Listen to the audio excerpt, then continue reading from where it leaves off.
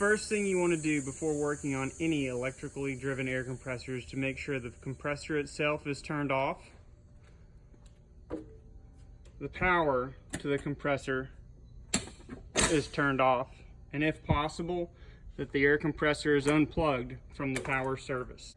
Once you feel you're sure that you've turned off the power to the compressor and disconnected any additional power sources that might operate the air compressor, you want to use your multimeter or an amp probe to check to make sure that you are sure that there is no power being delivered to the air compressor.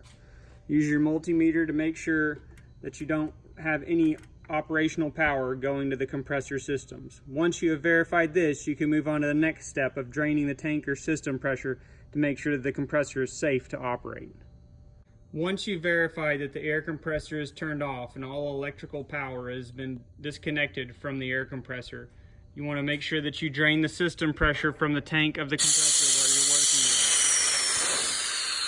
with. Make sure that this pressure has been drained down to zero. You can check by checking your tank pressure gauge to make sure that it reads zero. You can also check by pulling the tank safety valve to also make sure that there is no pressure left in the tank. The tank safety valve is typically located somewhere near the gauge. Once you've checked all these things, your compressor is now safe to work on.